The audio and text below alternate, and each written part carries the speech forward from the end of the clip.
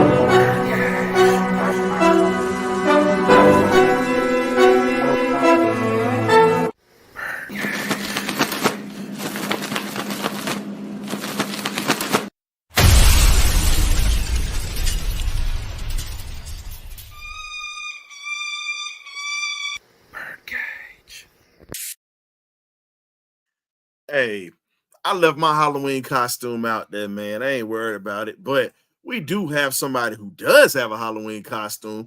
We got the boogeyman in here today, the Falcons fan, Mr. K-Dub in the building. What's happening?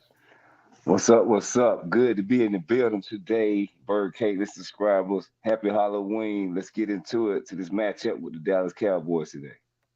Man, we got folks running on CP time today, man. Folks ducking us, but you know what? It's all good. We can definitely hold down the show ourselves. We already know that. Sure. For sure. Hey, if it ain't us, look, if it ain't us, we definitely might open. We might, you know what? We might do something a little different tonight, bro.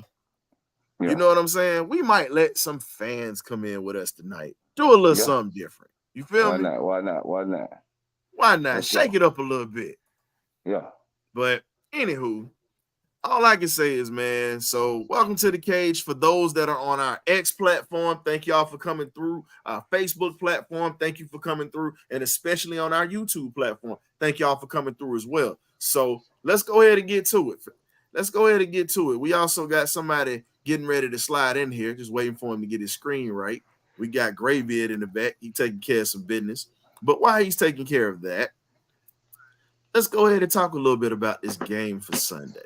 We pretty much have the Atlanta-Dallas preview. But before we slide into that, the Falcons are on top of the division. They're on top of the division. Can they? And it's a question. Can they what? Can they win the playoffs? Can they win a Super Bowl? It's up in the air at this point. And speaking of being up in the air, what's happening, Graybeard? What's going on? What in the blue? Oh, that K-Dub. What it is, family. How everybody doing? Hey, man, this is just how it go, man. So we get ready to get live with this thing tonight, baby. We at the top of the division right now. We have national respectability on the line today. Because if you beat Dallas, guess who you get? Guess who they got to hear from? Oh, everybody in A. Yeah. Hey, not just everybody. No, the number one Cowboy hater, Stephen A. Smith. And think about it. You know what's gonna happen when he get. You know what's gonna happen when he get on. How you gonna hear that laugh? How do you do? How do you do? Yup. That's what you're gonna hear. You're gonna hear that crazy laugh like Stephen A. does. But let's be real though. Dallas could be one of the worst teams in the league, but you know that the nation is gonna watch them because they want to watch them fall. Everybody hates Dallas except Cowboy fans. But in that same breath, we cannot allow the Dallas Cowboys to be American team on Sunday. We No need to bounce beat. back games. We need to beat them like a drum. Hmm. A drum in So- the middle of traffic. No, Yeah. hell, no. We ain't beating them like a drum in the middle of traffic. How dare you? I'm sorry. No, You got to beat them like a drum at the HBCU Battle of the Bands, baby. That's what you got to do. Just one band, one sound. hey, you got to just get it. One band, one sound, dog. Hey, we got, shout out to the HBCUs that's around there. It's getting deep into the college football season. So pretty soon the HBCU Celebration Bowl, HBCU National Championship, will be in Atlanta the weekend of from December 13th through the 14th. Great festivities, always Go. good to go. $25 a ticket. If you don't support us, who will? But Yeah. and Go. hold up. I'm a Southern University guy, but I show love. This is Coach Bill Hayes, showing one of our former guests some love. But I got a shout out to the Southern University gents. We have the legendary head coach who helped my SU Jags win 5 national championships, Mr. Pete Richardson, going into the HBCU Hall of Fame. Shout out and congratulations to you, Coach Richardson. It's long overdue. Congrats. Yes, you. So you already know how it go, baby. We always got to show love to the HBCUs around here. But speaking of that, let's go ahead and talk about it. We have a chance to have a possible division sweep, fellas. We're only 2 games away from sweeping the division. We get New Orleans next week, but we got to handle business this week with Dallas. Got to. But to get back, before we get back to Dallas, here's the question. How are we going to be able to continue to keep this laser focus that we have after losing to a team like Seattle that we should have beaten and we let them get off the mat against us? How are we going to be able to continue this laser focus, figure out how to execute, and figure out how to stop the run? Because at this point, these teams are weak. New Orleans is banged up right now. There's no way in hell that we should lose to them in their home. But we know it's a rivalry game. Anything can happen in that game. Hatred is deep. Guys get off injured reserve to play in that game. That's how serious it is. Yeah, the hatred is deep. But I just think for us, we need to take it one game at a time. And start that focus game in. And I think when we get ready to approach this game with the Cowboys, I mean, I'm looking at it like this. Baltimore gave you the blueprint. The 49ers gave you the blueprint. The Detroit Lions gave you the blueprint to beat this team. I don't have to say any more than that. The blueprint is there. We just need to follow it, tweak it to our liking, and execute it. But I think Coach Raheem this week it's like this. Look, one game at a time, one play at a time. But this is still a big game for us, even though they are losing right now. Because Dallas Cowboys are a nationally recognized team throughout the country, pretty much throughout the world. Every other countries know about the Dallas Cowboys. And all eyes are going to be on us at 1 o'clock when we play them to see how they respond. Because the Dallas Cowboys are going to respond.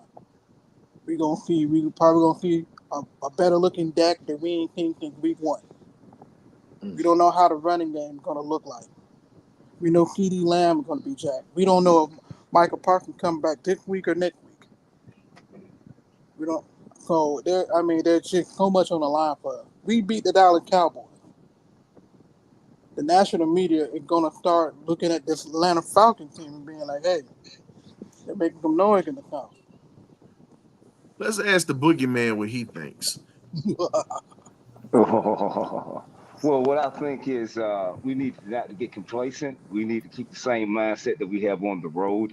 Whatever your routine was before the Seattle game, don't do that routine. Continue to stay with the routine that we do if we're on the road. I don't know if we had to spend more quality time with each other, even at home. I know you guys got wives and children, but if you want to win, whatever we're doing on the road is successful for us. 'Cause, we play with a fire in our belly and a determination on the road. And at home, it seems like we get too much home cooking, too much strip club, too much Atlanta nightlife, and we don't seem to muster up the energy and the excitement that we have on the road and able to finish the drill. So I just want them, the guys, to play with the same fire and the same desire that they had last week and continue to do the things that they're supposed to do to move on, because the Cowboys are just not a good football team this year. I mean, the proof's in the pudding. I mean, I don't care if we get a good Dak or a bad Dak. We should beat this football team. This team is not a good football team, and we should go out and execute at a high level. And Kirk Cousins should go out there and make them pay for whatever mistakes they make on defense coming up this Sunday. I mean, I think this is a shoe-in type of game, but it could be also a trap game, just like the Seattle game. It gives me the same kind of eerie feeling that I had going into the Seattle game. They're playing at home. We're drinking our own Kool-Aid, and we're reveling in the sauce right now. So I don't want to taste any humble pie this Sunday. I need the Falcons to stay focused and determined, and have that same, like I said, fire in their bellies that they had last weekend, and come out there and go ahead and execute at a high level. I think we should be able to cakewalk through this team, at least win by at least 10 points or more. I wouldn't say it's going to be a cakewalk, because here's the concern that I have. We pretty much are in a position where our defense is struggling to stop the run. This is why I say it's not a cakewalk. Want these boys to do their thing. But here's the issue that we have with it being with us saying that it's a cakewalk. We've struggled with being able to stop the run with the defense that we have. One thing Dallas can do is run the football. That's one thing they do very well. No, you sit there and make that face. You still have Ezekiel Elliott. You still have Dalvin Cook in that backfield. They had So again, wait a minute, let me finish. So what I'm saying is this. You still have to consider that they still have a great offensive line, regardless of the struggles. Their offensive line is one of the best in the league, even if they are bad. We know that's one thing that ain't gonna fall off is that O-line. That's one thing that's not falling off. The problem is the execution for their team. It's not their offensive line. Their offensive line has kept Dak clean. Dak has just been playing bad.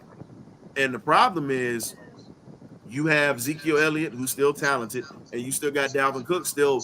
You can tell he's still learning the system. But at the same time, again, Dallas started to figure it out at the end of that San Francisco game. Their offense started to get into a rhythm. You have to understand, sometimes it happens in a game like that where you're losing and you find a rhythm. Think about it. The Falcons started to find a rhythm in games where we were playing it close. Our offense still hadn't even, let's just be real.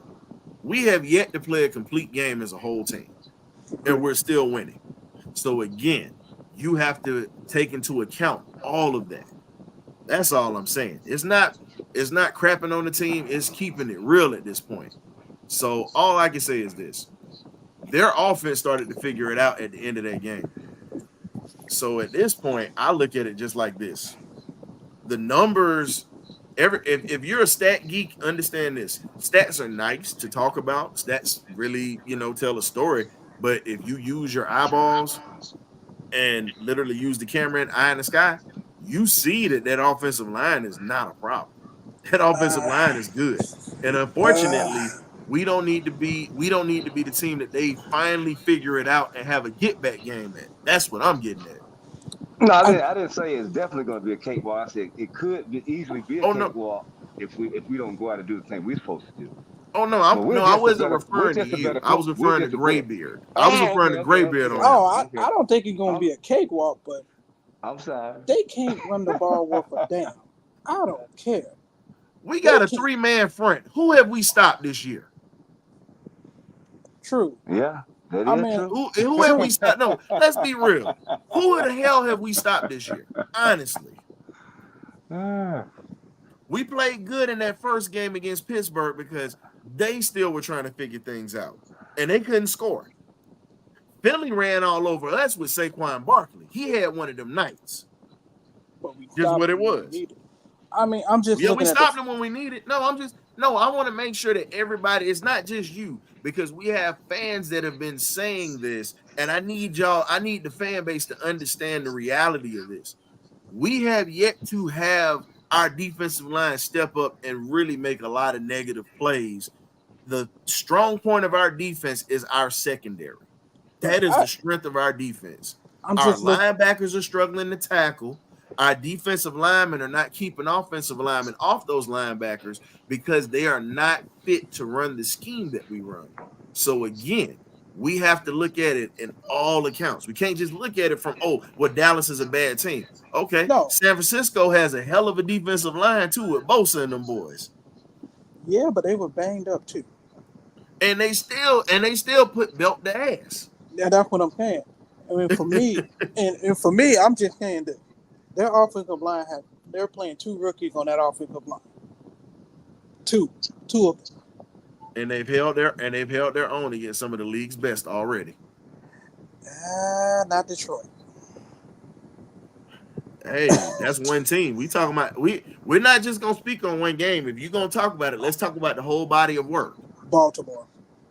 Okay, that's 2. How many? We are week 8, right? Yeah. And in all those other games, they've held their own. Bosa was starting to tenderize that ass. Yeah, but they kept Bosa at bay. That was the whole thing. They weren't gonna stop. Look, you're not gonna stop a Nick Bosa. Just like you have a veteran that could not stop TJ Watt. Nobody can. But for the rookies that but I got to give it to him. For a rookie to keep Bosa literally under 7 tackles, come on. You got to give him that.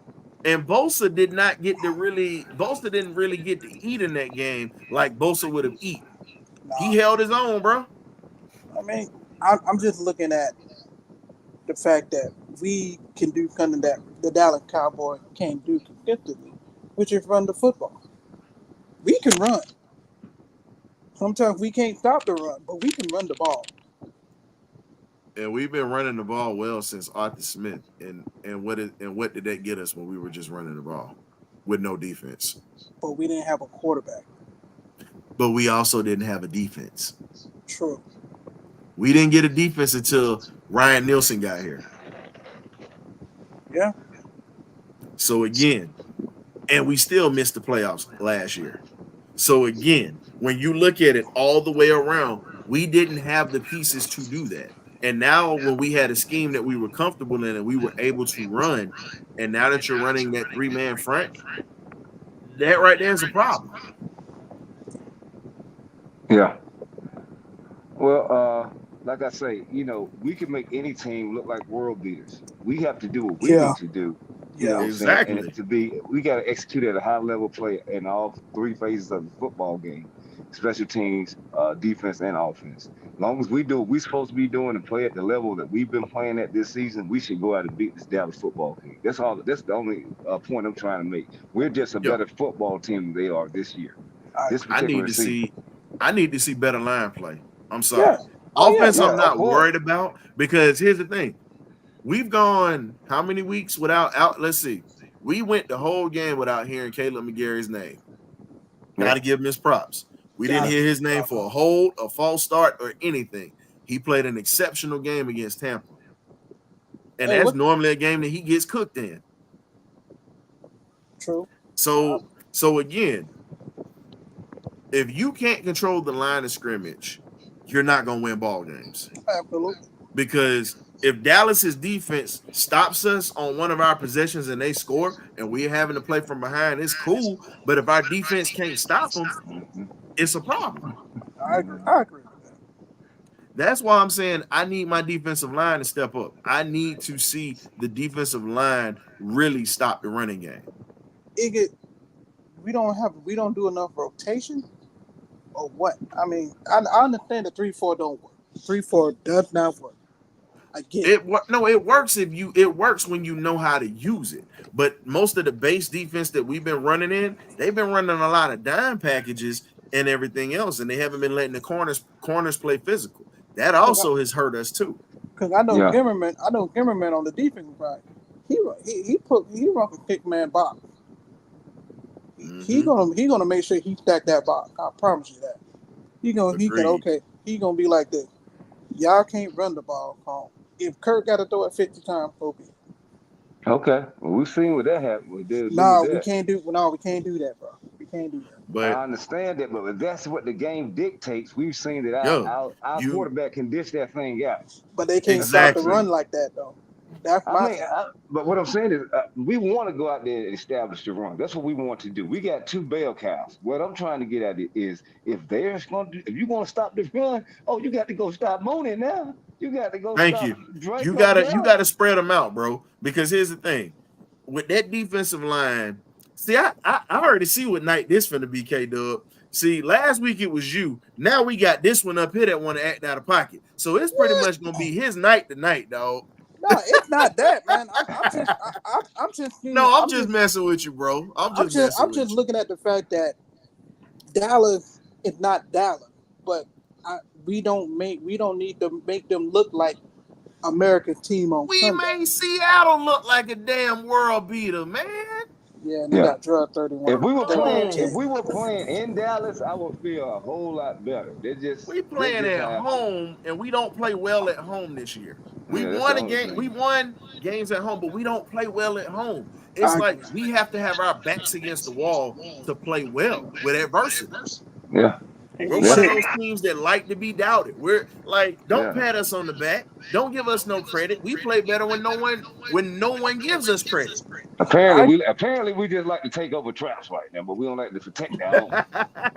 But we can't defend our own damn trap. What's wrong with these boys? But we know how to take over them. So, hey man, so it might be better to play on the road in the playoffs. I mean, that's what it seems like, man. That's what it seems like. I mean, I kind of want to be on the road. The only team I don't want to play away is Detroit. I want to play Detroit at home. I don't give a damn. No. I'm gonna say it like Ric Flair: to beat a man, you gotta beat the man. Beat the man. Woo! They the best team in football right now. And it don't matter. And guess what? We know they are. And Kansas City is right behind them. And guess what? KC struggled with us.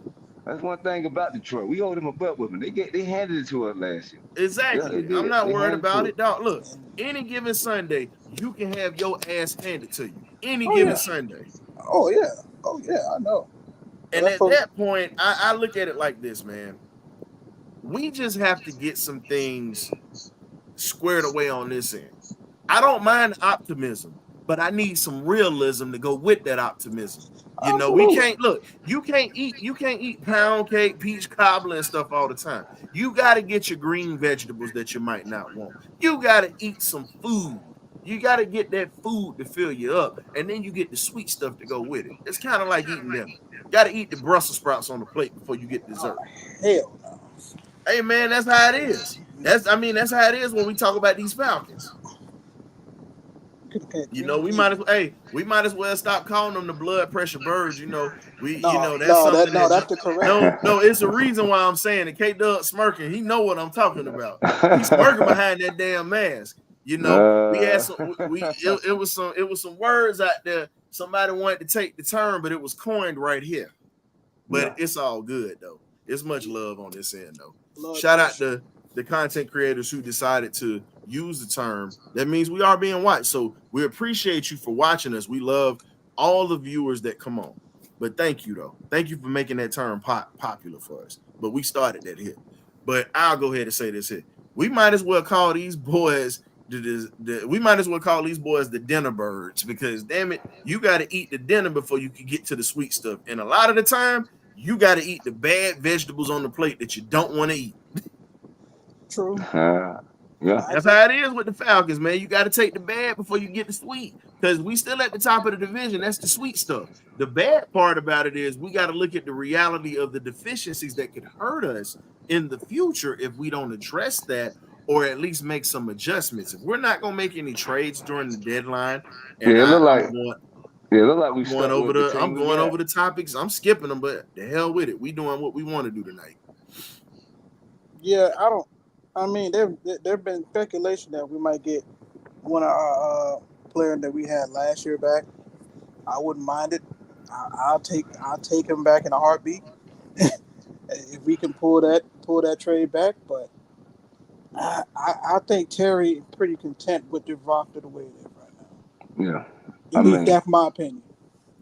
It's I mean, content, but the question is this: when you don't have a contract right now, you don't have a contract right now at this point. Hmm. And with you not having a contract at this point, you've gotta go all in at this point because I let's be real. Yeah, We want you, absolutely. we want you here. I know I want Terry here. I know I y'all want him here too. Hell yeah. But let's look at the tea leaves as K Dub says. He does not have a contract right now. Arthur Blank it's pretty much a one-shot deal right now. They want pretty much if they win the division, that should secure him. They Oh get a yeah. playoff win. That should be, hey, we signing you for another 5 years. Boom. yeah, That's what that should be. Let him get 2 years if we just get 2 to 3 years if we get we get the division title, which we should. 2 to 3 year extension. We get a playoff win, automatic 5-year contract. Lock him up. Cause somebody yeah. will. He knows that. I think his family's happy. I can't speak for I don't know his family personally, but I think they're happy in the city of Atlanta.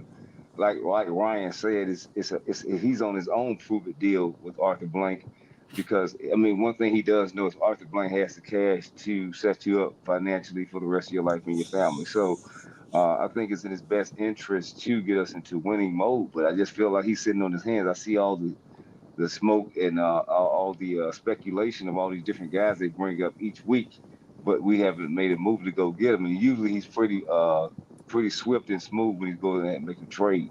So I think he's content with the guys that we have. With leading the division, he's like, why do I need to make a move when we're steadying the ship? But I just pray that he's making the right decision, because I still feel like we need one more guy to help stop the run that we continue to keep talking about. But I'm not the all in all be all that makes those decisions. I just pray that he makes the right decisions for us moving forward in the future. And we haven't seen Brandon Doyle yet. I understand he's trying to learn the playbook, but he may be the missing piece that we need to come into the defense later into the season.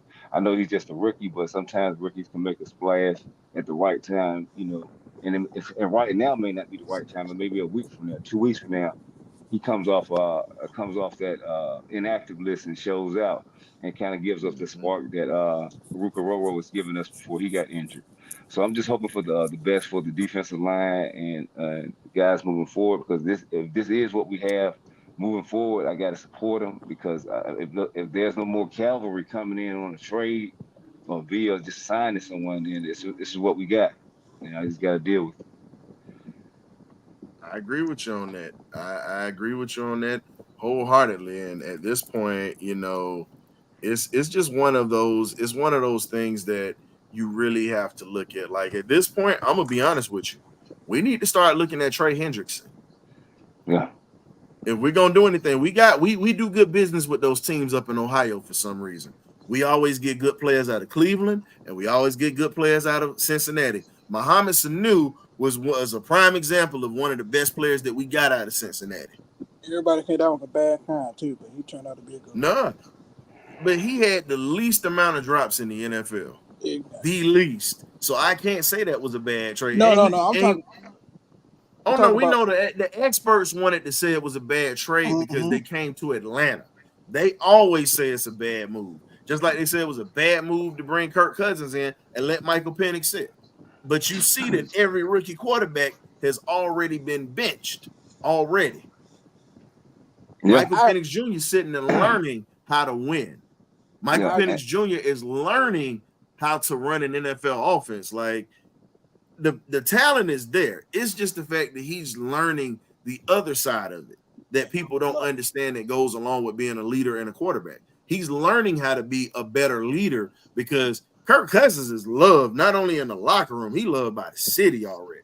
Boy, he got the community behind him fully. Oh Well, yeah, but yeah, wait yeah. a minute. He got the real Falcon fans behind him because Behind. when they lost the game to Seattle, you had people already saying it's time to put in the kid and bench him. It's like, dude, Crazy. really? Really? Yeah. Again, casuals. Let them talk. Those are bandwagon fans. They only rock they only rock with us when the team is good. Can I Yeah. ask you? Can I ask y'all a question real quick? Do the NFL have a problem with developing quarterbacks? Because these past couple of years, we have seen quarterback just being awful. I just feel Level. like I I just mean, feel like we're not developing them guys. do you think It's not just the NFL. Do you think it? It's not just the NFL. It goes back to college and it goes back to high school. Because here's the thing. You pretty much learn how to be a quarterback in high school and in college. Those are the two areas you learn. When you get to the NFL, you learn the speed of the game and you learn how to throw guys open. You're supposed to learn that in college, but there's a lot of stuff that you learn in the NFL level that is a step above when you talk about the learning curve. But when you talk about developing guys' physical talents, it's a problem all the way around because they're not teaching guys the game. They're teaching them concepts. They're not teaching them why do you throw a three-step, why do you have a three-step drop and you throw the hitch route? You're not understanding why that you got to use the hot route if the deep route's not open. You're not understanding why if a safety is playing flat-footed that he's coming. If he's on his toe, you're supposed to be on your toes all the time, but I'm giving away a secret. If a safety is playing flat-footed, he's coming down into the box and he's coming downhill. He's coming downhill. If he's on his toes, he's looking around. He's normally going back to play the pass, or he's getting ready to get to a spot so he can actually have the other safety to rotate. It's little intricacies that quarterbacks learn, but they're teaching these guys concepts. They're not teaching them how to throw guys open anymore. They're not teaching them different things. There's no such thing as a developmental period in the NFL anymore. It's pretty much 3 years and Yeah. you're gone. Yeah. Nobody So, develops quarterbacks anymore. That's a problem. They gotta let these guys develop. therefore there's no the fundamental. It's not Yeah. being taught. The fundamentals aren't being taught in the game in general, not just quarterbacks. I agree with that. It's in general. So Yeah. I had to give prop to Bo Nick right now because he playing quality football. They're And And finding you know their why he's a Bo Nix coach's is playing son. quality He's a football? coach's son. yeah. He can't Thank you. coach. It's not just being a coach's son either, because he was trash in college. No, I'm He talking about didn't the get head good coach until he there went to right now. Oregon. But let's Oh. be real. And he was still the same Bo Nix when you put pressure on him. He's with Sean Payton, who actually understands how to develop quarterbacks. Quarterback. Exactly. That is the reason why Bo is playing so well so early. I mean, I still feel like I know he had problems, when he transferred to different schools, but I just feel like being a coach's son, being coachable, he got to be coachable for Coach Payton to be able to coach him into being a greater quarterback. Yeah, but he started getting better at the quarterback when he left Auburn and went to Oregon. That's what I'm saying. Here's I the mean, thing. the same concept. Yeah. Same concept. With Sean Payton, here's the thing that a lot of people don't talk about. Sean Payton talked about this about Marshall Faulk. And if you notice, Sean Payton was the offensive coordinator for Marshall Faulk at San Diego State back in the day. Marshall was 7th on the depth chart. But because of the fact that he understood that playbook and listened to Sean Payton, he became a starter once the first guy got hurt. He was back. He was number 2. So and pretty much when he got in, we all know what the legend happened after that. Marshall Faulk is the only person I would say deserved the Heisman over Garrison Hurst. And I'm a dog and I love G. Hurst. It should have either been him or Faulk they got it, not Gino Toretta. Honestly. Yeah, I say Marshall Faulk. I remember that year. Marshall Faulk. Like, that was a hell of a year. And then when he comes to the NFL, you carry on the knowledge that you've learned. Like, a lot of guys don't understand the game. They don't understand why things are done. Like, when you look at it, they talked about a lot of the great players. Here's the thing. Marshall Faulk, front of the room, notepad, thick steno notepad, box full of sharpened pencils. Because a lot of the information, if you've ever been in a locker room before that actually have coaches that teach you the game, and I was blessed to have them, I'll tell you like this. You always are taking notes. you always take notes because it's something that you're going to miss and you're not going to remember. And it's something that if you miss it, it can be critical to you in a crunch time situation in a game. It might not seem like much. Board talk is boring as hell. I'll admit that. Watching film with no sound or anything like that is boring as hell. But if you love the game, you pay attention to it. You learn it. You eat it. You sleep it. You crap it. I mean, it's in you. Once it's in you to the day that you die. It doesn't go anywhere. Absolutely. A lot of these guys are not dedicated to the game the way that the professionals beforehand were. That's why you have a lot of these pros that are very critical of a lot of these kids that come into the game now. I agree. So hopefully that answered your question. Oh no, it did. I know it did. Cause I'm just looking at all these quarterbacks that were taken in the first round. A. Richardson, we watched him last year. He only played 13 games in college, and to get picked that high. They went off of potential. It was going to be a swing and miss. But they already knew he was going to be a project. They gotta have they gotta have a bridge quarterback at these teams, and then they're taking like us. You take a quarterback to groom too damn late, and then Matt Ryan retires on us. So it's like you have to take these guys earlier, let them have time to develop. Even Mike Vick sat behind Chris Chandler, and that was Mike Vick. You gotta let guys develop. You gotta let them get used to having the money that they're blessed with when they come into the league. Let them develop and being around all these gold digging chicks out here that are trying to have babies and all these things. Wait a minute. And the triggers of life and society out there in the NFL. Don't forget about it. It's a lot of guys that's hiding it, but you know we gotta be fair because there are some guys that are in that locker room that are part of the alphabet community too. So it's not just the women that they got to worry about getting gold dig. It's a lot of the dudes that they're part of the other community and they also play them too. It's just not as televised or put out there, but it's a lot of them in that locker room that people don't even know. Yeah, that's why I say, it's one thing I get. We talk about these ladies, but I got to throw that out there because a lot of them dudes they be dipping too now. They got NFL don't act, don't tell. Exactly. The don't ask, don't tell policies and everything of that nature. So they have to learn how to navigate all these different hurdles and discourses that are in the NFL first and foremost, then the speed of the game. So it's a lot that these guys have to get adjusted to.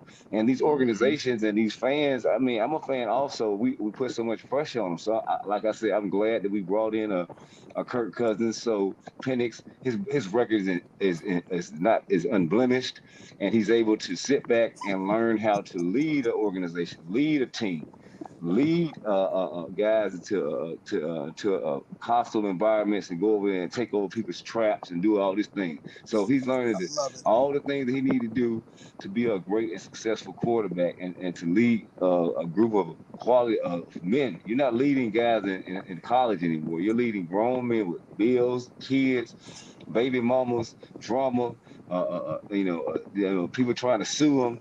You're dealing with all kinds of traps and triggers out there. So I mean, and family trying to steal from them too. That's the worst of them all.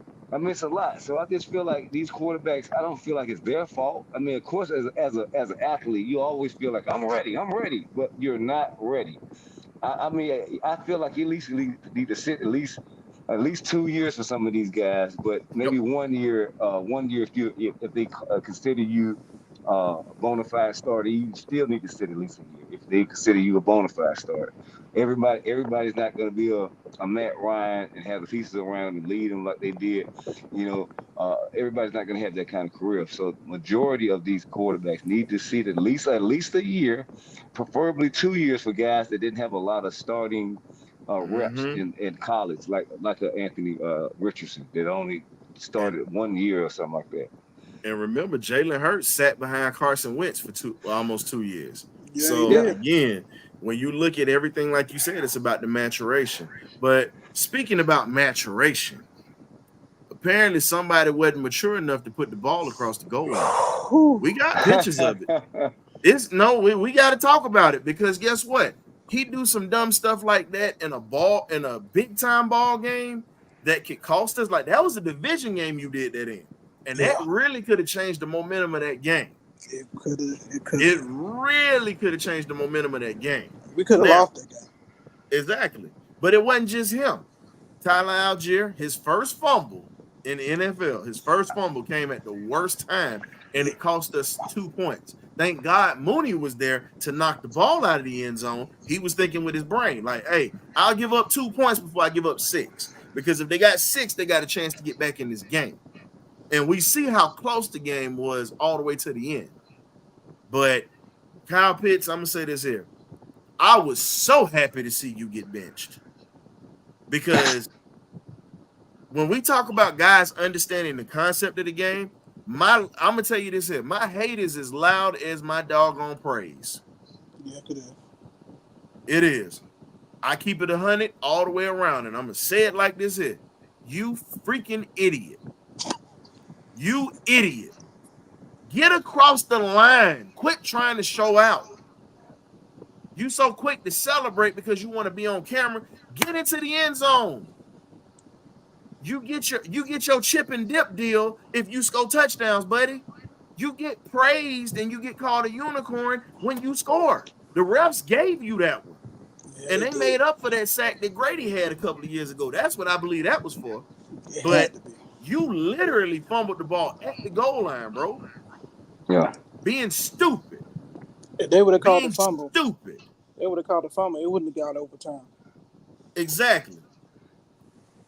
Yeah, man. The only thing, I ain't cutting him no damn slack. You're a first round pick that was taken in the 4th round. No, the highest tight end drafted since Mike Ditka, who is a Hall of Famer. Now they drafted you that high off of potential because of what you look like in college. But let's be 100, bro. You've been doing well this season. We're finally starting to see little things, but you're still doing things that are going to cost folks. Still running lazy with some routes. You literally fumble at the 1 yard line. You can't do that. You can't call yourself a damn unicorn or a great player if you're messing up. I almost said something I didn't need to say. Mm-hmm. I had to catch myself. Down. Yeah, you might take your mood pill. No, I ain't taking no mood pills today. All I'm saying is this. Call your ass. I'm not excusing what he did. It can't get excused. It's too many people excusing that BS because we won. No, hell no. You messed up, you gotta hear about it. And especially that. Get on them about it. Get on them about it. No, because here's the thing, it's too many people kissing your ass right now, Kyle. No. I'm not gonna do it. I'm sorry. And I don't care how folks feel about this. If you don't like what I'm saying, hey, tough. It's part of life. Criticism is like beef jerky. It's tough, it's hard, real beef jerky. It's tough, it's hard to chew on, but guess what? It's got all the nutrients that you need. So if you don't like what I'm saying, now, I'm going to say this here. You had a great play. Oh, yeah. Literally, you had great plays in that ball game. You did your thing. But that one boneheaded play could have literally changed the course of that ball game. It's no way that you can be called a unicorn making dumb mistakes like that. Literally. We got to just come up with a new name because I'm tired of this whole unicorn thing. I'm going to tell you right now, a lot of people going to get mad and I don't give a damn, and I'm going to say it. You got Brock Bowers playing better than you, bro. Oh, yeah. No mistakes. No mental mistakes. We knew that was going to happen. You knew it was coming. But let's talk about it. You got a young rookie in here that doesn't have any playmakers really around him, maybe except Zamir White in the backfield, but I wouldn't even call him that because he's been average. But let's be real. You got a young guy that understands the concept of, let me get into the end zone before I do anything. Let me make sure that I run this route 100%. Let me do this here. Because the little things that you do the stuff that you do physically great can make a defense and a safety or a defensive coordinator really pay attention to you, and you can open it up for somebody else because of what you can do to a defense. But when you make boneheaded mistakes like that, it's unforgivable because you know better. You know better. At this point, you know to get across the line. You're not a rookie, man. You're a third year player. You are a third year player. That is a rookie mistake. You know better than that. You got to get better. And seeing Charlie Warner come in and literally do your job from blocking, catching a couple of passes, and doing the little things that you don't do, it was a hell of a difference. It was a hell of a difference. Now, I'm not taking away from the touchdown that you did score because you did the thing. Ran a beautiful route, outran everybody, and literally ran to the end zone and got across the line. Man, you can't do that in big games, bro. You just got to get in the line. Stop worrying about celebrating. Win the game. Then you celebrate, man. Celebrate when you get in that end zone, bro. My praise is going to be just as loud as my critiques. Because you've heard me praise him on this show. You've heard me praise your boy Richie Grant on this show. Even though I'm not a fan, I praised him when he's played well. But at the end of the day, it's just like this, man. You're a first round pick. That is a rookie mistake, and that is a mistake that a professional tight end who's supposed to be a franchise player does not make. So until you get it together, y'all can say whatever the hell y'all want to say about me. That chump is not a damn unicorn. He ain't no minotaur. This dude ain't nothing but a doggone minnow right now. And I said, is it because he came from the University of Florida? No, but I know it's hate week, so it's already hate week. But no, but here's the thing: if you're gonna be the big fish on this offense, and everybody is gonna kiss your ass from the media on down, be the big fish, be the whale of this offense, be the white whale, be like Moby Dick, be somebody that you look at and say, "Oh my God, this dude here is just is an animal." They turning that into damn Bijan. It look like. I'm telling you, Bijan. Look, Zach Robinson looks like Captain Ahab, and Bijan look like Moby Dick, literally, because he's chasing this man to be great. Yeah. But boneheaded mistakes like that, man, you can't do it. Carlos, in 3 games, yes, we all said that, but here's the thing. He doesn't get a pass for making a mistake like that, bro. So I'm not cutting him no damn slack. Oh, not on hate week, man. You don't bother. Yeah. You might. And here's the thing, bro. Like, real talk. You're a first round pick. That is an amateur mistake. You know to get across the line. Ball placement was piss poor. Why do you have the ball behind you? Why don't you have it high and tight while you're running down that sideline in your left hand on that sideline? Why do you not have it high and tight? This man thought he done blade past everybody. It don't matter. Finish the run. No. I'm just telling you exactly what happened. I know he got to finish the run, get past the end zone, and then celebrate. But in his mind, that's what he think. Oh, I ran past there. And you know how people go hawk you down. You know, people got makeup speed. That makeup speed came. Thank you. Wow. Yes. This is the NFL still, folks. Give me them cookies. So, you know. Hey, shout out to Larry Dixon and whatnot. That man right there be killing it with the cookies. With the cookies reference or whatnot. Shout out to Larry Dixon. Larry Dixon way. So if y'all don't check his show out, y'all need to. If you get tired of listening to the commentators for the Hawks, the Braves, the Falcons, and even his wife's Osari Gators or whatnot, y'all can check him out. And you know, it's hate week this week, so Kyle Pitts is an enemy, even though he on this team, baby. Yeah, he good. Not this week, Kyle. He can't get no praise this week. You don't get no love over here this week, bro. It's hate week. Dogs, go Dogs. The hell with Florida. I hope ETN have about 300 yards. Yeah, that ain't gonna happen now. I ain't finna be crazy now. I think I give him $150 and 2 tutties, but I ain't gonna give him 300. Yeah, 200. That's a Herschel. Look, that's a Herschel Walker type of day right there. I'm gonna go mid range. Give it 200. Former team. I take it. Yeah, I take it. But let's get to this next conversation. Why is Kirk Cousins not considered in the MVP race yet? Because he's on the Falcons. I believe after this week, smacking the Dallas Cowboys and having more eyes on us because of the Cowboys, that he'll be in at least in the race. Well, here's the thing.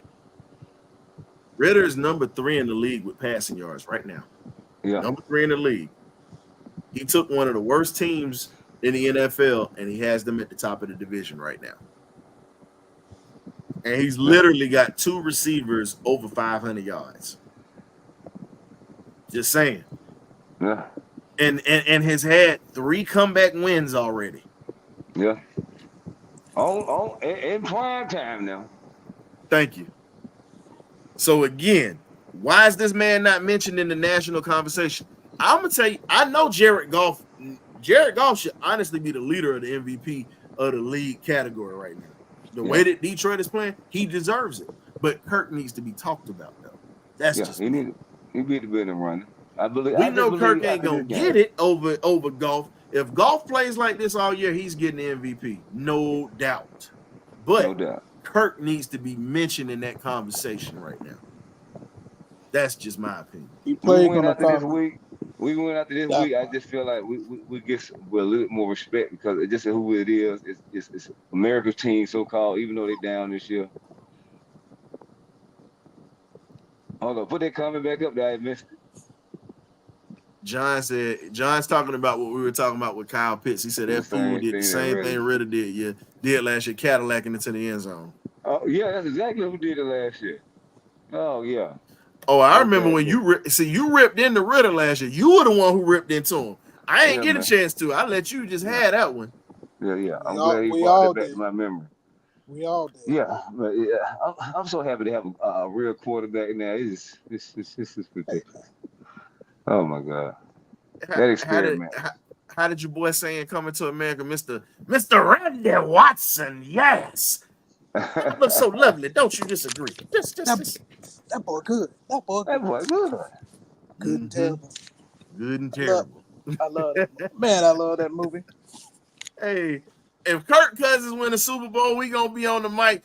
Mr. Kirk Cousins, Mr. Randy Watson, yes. We gonna be just like that if he win the Super Bowl. Hey, all I'm gonna say is this here. Just go ahead and put a stat. Hey, if Kirk win the Super Bowl here in Atlanta, I said it's an if. It's a big if. We can dream. We can have a delusional moment for a sec. They gotta do him like Philly did Nick Foles. Foles didn't even have to wait till he was dead or retired.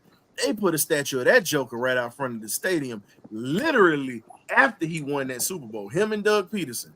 Quick, fast. Right afterwards. Quick, fast, in a hurry. They didn't wait. Yeah. I mean, it is deserved because, like I said, we haven't did a statue of nobody yet. But when you go get a ring, when you go do something special for the city, I mean, you deserve it. So I wouldn't be opposed to it. I mean, he gotta have the chains on though. So. Hey. If Kirk, all I'm gonna say is if Kirk win the Super Bowl in Atlanta, fellas, Gucci man got to listen. Kirk gonna be beloved in this city like Michael Vick is. Yeah, that's the best way to and prime. He will literally be loved like Dion, Michael Vick, and Hank Aaron in this city if he win the Super Bowl. He would be. Yeah. And Guap got to do the calm. He got to do the calm. He got to do it, man. But here's the thing. I don't need a flashy quarterback. I need somebody that's efficient. It's kind of like movies. You got an action movie that keeps you at suspense, and then you got a regular drama. It still entertains you, but it keeps your mind wondering. But you're not sitting on the edge of your seat like, oh my God, like in an action movie. So I say, Kirk is not the action guy, and I'm fine with the drama. Carlo. Yeah. I mean, Kirk Ryan wasn't flashy, and he won MVP. So yeah, Kirk Cousins not flashy by no stretch of the meaning. But it's hard to hate the guy. Yeah, but he got swag. He got his own unique swag, and my man drive a minivan. Hold on, my man drive a SUV full of kids. Up at the Waffle House. Hey, Waffle House be Kirk cheap, and guess what? And my man shop at Target and Walmart. Say what you want about Kirko. Kirko smart with that money. I'm telling you, man. Yeah, he trying to make sure he got generational wealth. He's like, man, I ain't spending all that money he done fleece from every organization. That boy, that's it. But watch the commander give him load of money. But speaking about that though, let's talk about a little bit about their division rival. Now we talked about stopping the resurgence or whatnot of Dallas. Let's talk about the game matchups and what can we exploit from Dallas? Because we'll stop at probably hour 15 tonight. But how do you exploit this Dallas defense offensively? I'm gonna let Graybeard do the offense, and KW, you got the defense side. All right. So, how do you exploit Dallas's defense with this offense? Uh, I would like to keep them tempo. I want to keep them. I want to keep Kirk get the ball out pretty quickly. I think we might actually use a Kirko packing to open up the Tyler and Bijan show. I just think once they get started, Dallas is not going to stop it. But I do think tempo is somewhere we can attack this defense. We know Dig got there lurking, but he can't cover Draco, Pitt, Mooney, and Ray Ray at the same time. And so for me, I just think if we can keep them off rhythm, and, keep them and control the clock.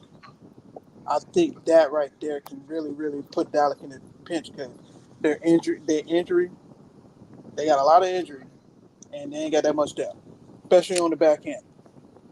We seen that with the 49ers.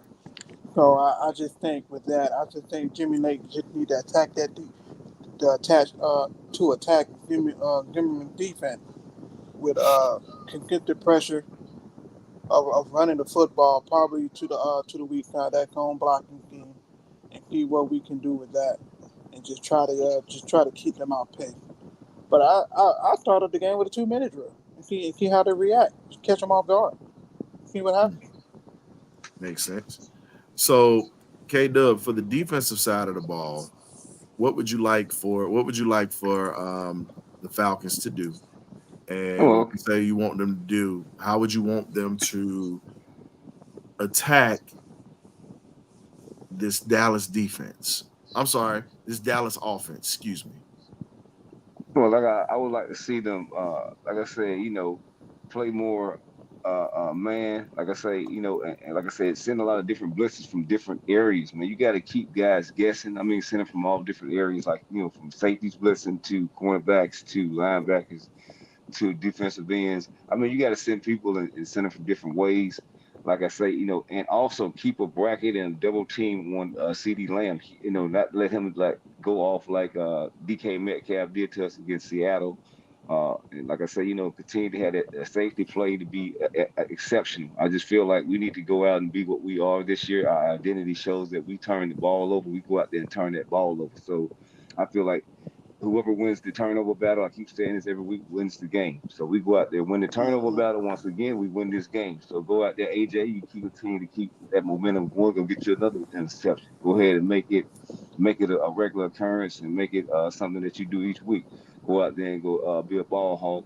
You got quality safeties behind you. I'm praying that Mr. Justin Simmons goes out there and laces them up, and we have him back this week. I mean, I love your spirit, Richie, but we need you coming back off the bench in that role that you had early in the season. We don't need you having that many plays, and so we can hide you in that sense.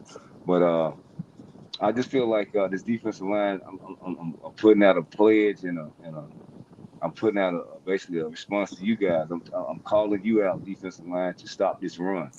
I don't care if it's Ezekiel Elliott or Ezekiel Elliott's dad. I don't care who comes up through that middle. We go ahead and stop that. You go ahead and stop that run and continue to stop the that nosebleed of a run game that we have. We have to show up. If you got Kirk Cousins showing up at his age and doing things that he's doing, we need guys to step up on that defense and not continue to be the weak link to this team. If this team is to go further than it has to do, we need the defense to step up and play a lot better than they've been playing. Jimmy Lake, we need you to call a more aggressive style defense instead of more of a bend it don't break defense. I mean, I understand this is the way you're calling games, but we need you to be a little bit more aggressive as a DC. And like I said, we're starting to get to the meat of the schedule and going down this tough stretch. I need the defense to be more attacking instead of more sit back and wait and responsive to plays. I need Mr. JB3 to continue his MVP caliber season and continue to be a role model and show these guys how we can punch it out and create turnovers. Man, I love the way that they're moving forward in that aspect, but also wrap up. continue to wrap up, continue to go over these fundamentals on defense. And I feel like if we tackle better, the defense could be better. I think it's a lot of extra yards that we give up, yards we give up from just piss poor tackling. I just feel like as a defense and as a defensive unit, we need to have those guys doing fundamental drills. At least 2 or 3 hours per week about just tackling drills. I know we got to take it back to Little League, but it's what we need to go at about wrapping up. And also, show them that ankle pick tackles. I seen somebody make what I think it was what's his name? The cornerback.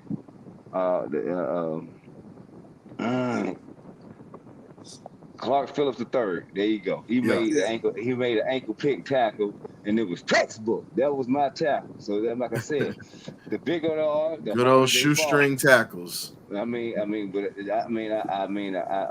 that was my specialty because a lot of these guys are a lot bigger than you up front, up top, and that's the way I'm getting you on the ground. I don't care if you weigh 300 pounds, I will get you on the ground. So we need to just like I said, you find clever ways to. And inspiring ways to tackle, man, because you're not going to be able to go up these guys head up, and you're going to get ran over. So you have to find ways to get these guys on the ground, even if it is taking out their ankle. You're on the other team. Probably wouldn't do it to my particular guys in practice, but going against the other team, I'm going to do everything necessary to succeed and win. But I don't want to I treated practice like a game, so guess what? I didn't like the other guy that was on the other side of the ball, and yes, I did spring tackle. And I believed in if I compete with you like this in practice, that habit is going to carry over until the next, and pretty much on game day. Who's got the echo in the back, man? Not me. All right, but so bad news for my dog fans out here. Just reported by Connor Riley. So we got Georgia and Florida fans up in here. So the receiver. Anthony Evans will be out of this ball game this weekend. I just seen that. Yeah, it's not for an injury. It's just undisclosed at this point. 9 times out of 10, he got in trouble for something.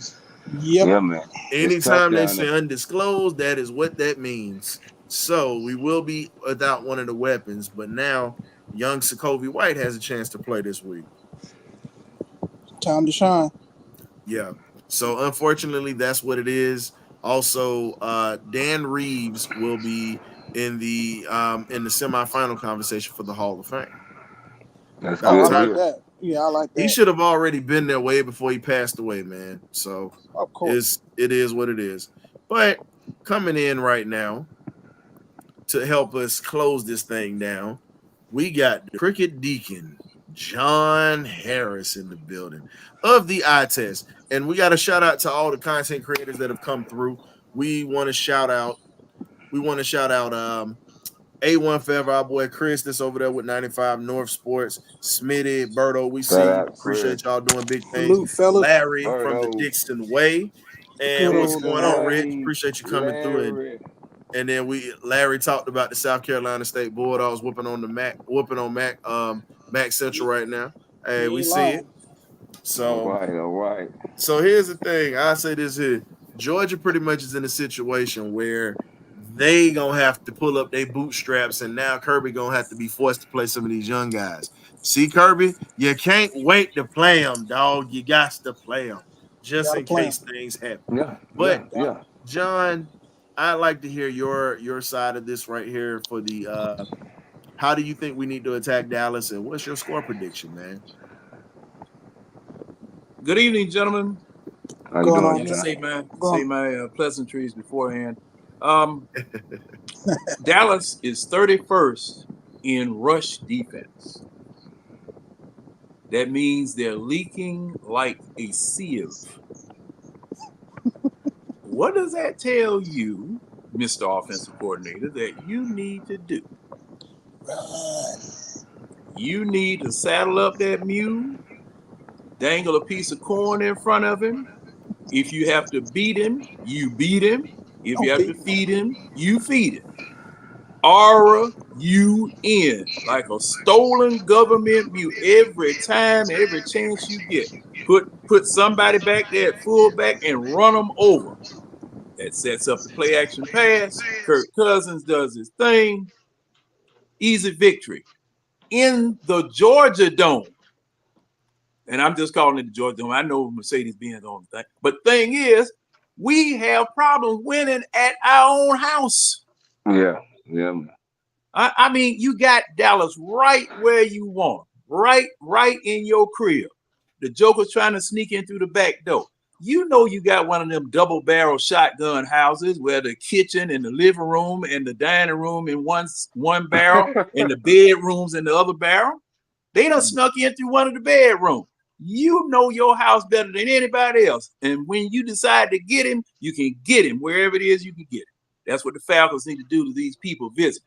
Because the history between us and this team is long and it is not pretty all the time. Because I still shivering, mad because they put us out of the playoffs 2 times in 78 and 80. I'm still holding out. And then when we did it to ourselves, walking, ball on the ground, rolling after the onside kick, y'all just sitting up here looking at it. And boy, if I had a 2x and a 38, I would have went down there on the field and my gun and my plank would have been talking. Wouldn't have had nothing else to say. Well, what you got to say about this week? You said run the ball, and you pretty much put that out there. What is your score prediction for this week? See, I really don't like to predict scores because 9 times out of 10 I'm gonna be wrong. I want them to run the clock. The scoreboard can hold 99 points. Go get them.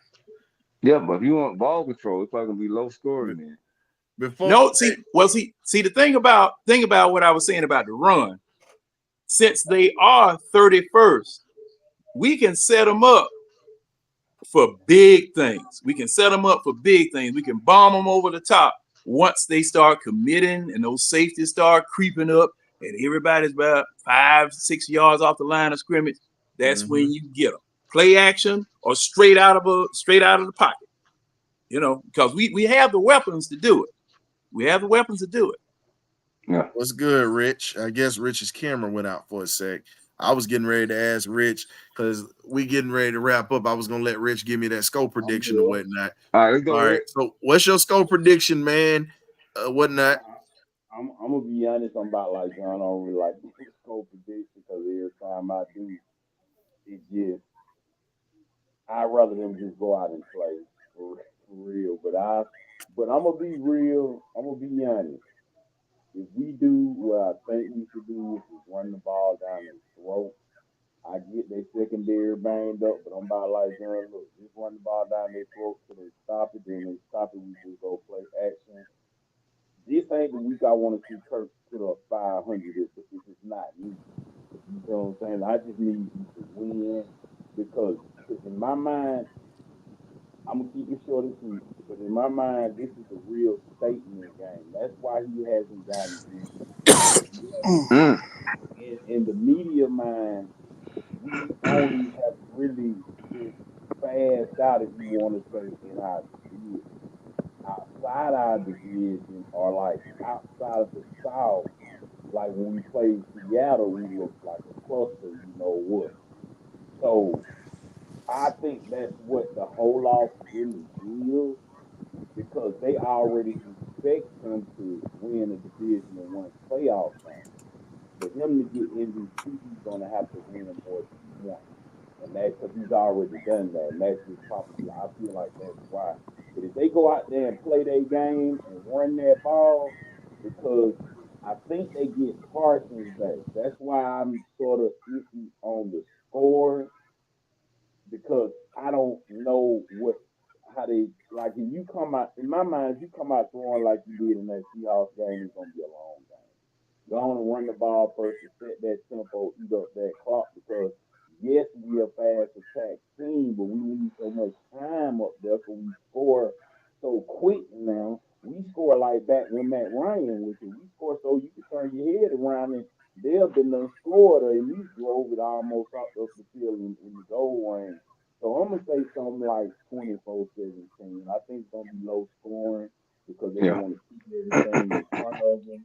And I think they starting to get the clue on defense because a lot of them nice plays that we seen last weekend came out of man. It didn't come out of zone. So I think they starting to or maybe it could have just been they plan to see which one they was gonna run. I don't really know because this coaching staff different. This ain't Arthur Smith's coaching staff. They could have just ran a bunch of that zone just to see if it works. I don't know. So I think it's gonna be low scoring. I don't think it's gonna be that high scoring game like we think it is because I think they're trying to learn how to control the clock because they know they're getting close to playoff time. And one thing about them playoffs, you got to know it's deeper than just playing football. You got to know how to control the clock. You got to know when to call a timeout even matter. Because Raheem made me mad in that last game he had called that timeout. I'm like, what you calling the timeout for? They the ones who won timeout, love. Make them use their timeout. You see what I'm saying? So I fam, don't think it's gonna be high scoring because I see what they trying to get their stuff together. I don't even think they thinking the season. I hate to say it, and that's probably why they slept on the Seahawks a little bit. Because I don't think they think it's season. I think their minds are already in the playoffs. Because I see the way they're coaching.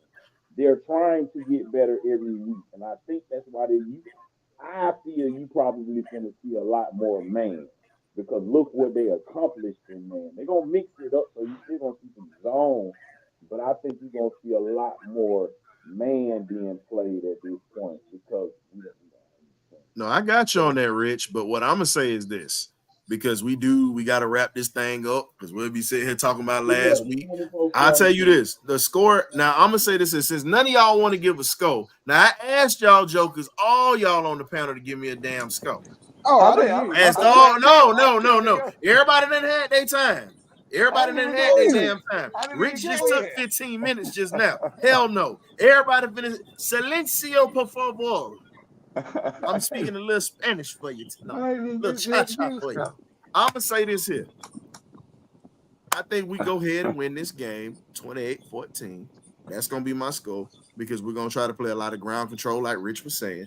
And we're going to have to play man in this game against CeeDee Lamb and be physical because if we play 5 yards off, we give up the draws or whatnot, it's going to be a problem because CeeDee is one of those receivers. If you give him an inch, he will take a mile. And the other thing I'm going to say is this. Now, my X factors for this week, because we do have to wrap this thing up, and I'll just go ahead and close this out because I'm going to let you guys get on this right here. Kyle Pitts has started a trend before I give my X factors, ladies and gentlemen. As you can see, we have people that don't want to cross the goal line and want to celebrate before they get in. Wow. As you can see. Hey, look, Kyle Pitts was knocked out of his hand. Buddy just dropped here. Damn it, he still didn't cross the goal line.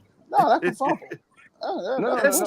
It was still a fumble. Either way, it was, even though he dropped it, it was still a fumble. They took that sucker back. We got lucky last week. Yeah, we got lucky. Again, that's the second week in a row that we've seen a player do that.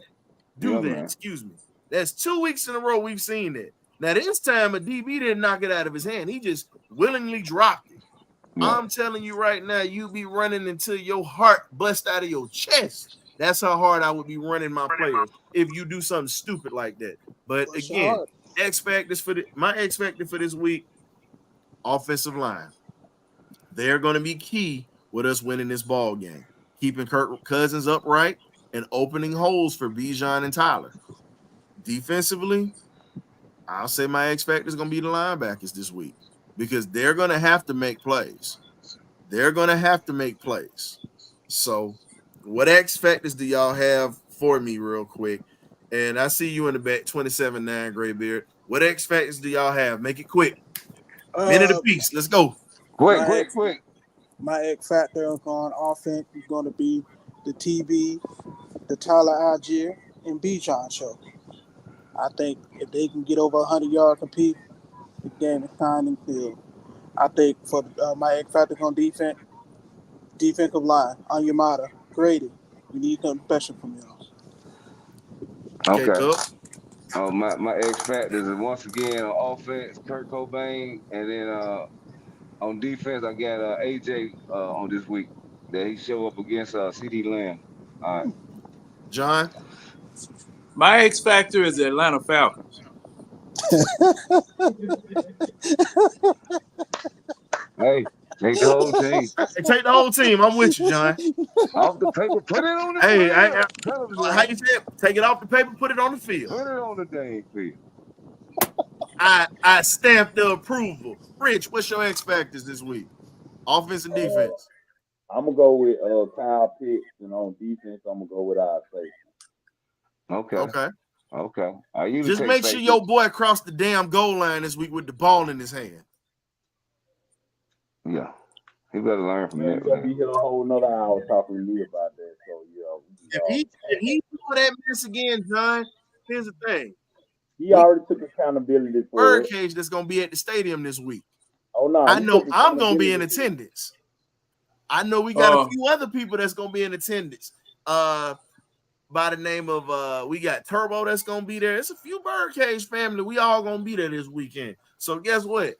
I'm letting you know now. I'm gonna be that loud, obnoxious Falcon fan, just like them Philly fans are up here. I'm the Southern version of that.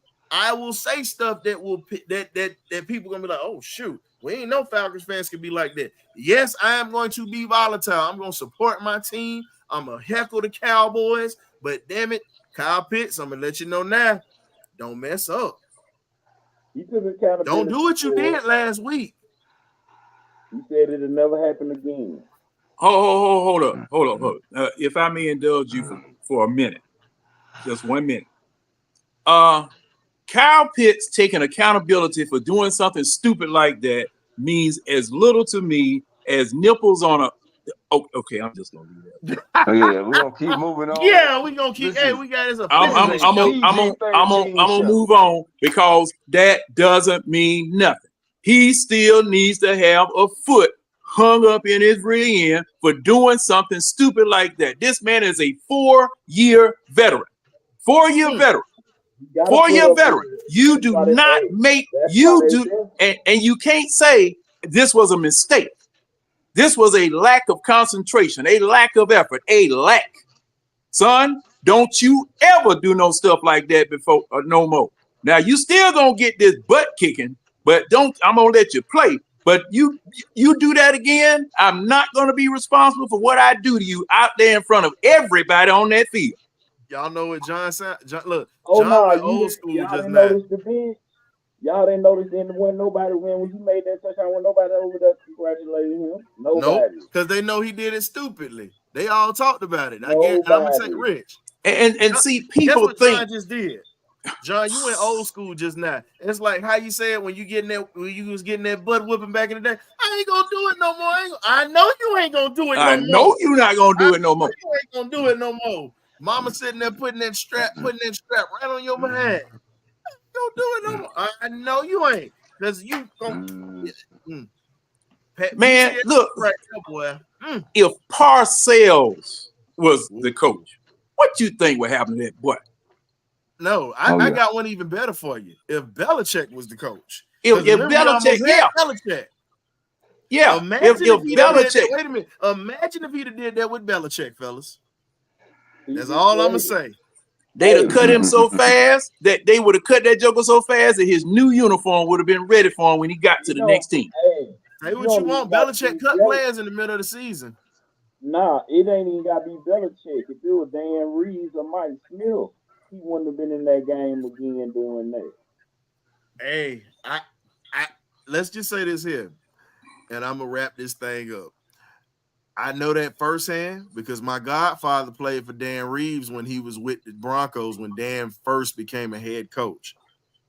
Clarence K, my godfather who played for the Dogs and whatnot, was drafted in 84 and played till 92. So he was with the Broncos when they were going through those stages where they were rebuilding and getting to those championships. So all I'm going to tell you is this. From what he told me, he said Dan Reeves didn't even yell. He never raised his voice. But Dan Reeves was disliked in a lot of ways, but a lot of players respected him because guess what? Dan could talk about it because at the end of the day, he got the job done. He took his team to Super Bowls. He just never could just get over that hump like Marv Levy. It just pretty much was old school coach that held you accountable for whatever you did. And you screw up if you want to, you won't be around. It's the honest to God truth. You won't be around. I don't care if you're a first round pick or whatever. You will not be around.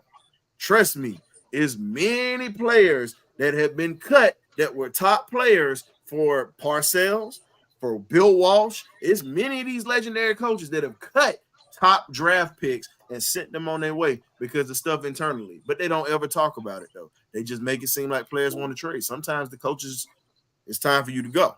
And that's just how it goes. That's why I respect Raheem, because I don't think Arthur Smith would have benched him, but Raheem benched him the whole game. I seen it. For the rest of the game, Kyle was not on that field. They let Charlie Warner do the work. Yes, they did. And shout out, and that was a beautiful thing watching the Gator get benched for a dog. So ending the show on this note, screw Florida and the mule they rolled in on. It's all about the dogs. Damn good dogs. We gonna put belt that ass this weekend, and we finna hand it to y'all. I'm saying it first. Go dogs. The hell with Florida. Kyle Pitts on Saturday. I ain't got no love for you, but on Sunday, you better show up.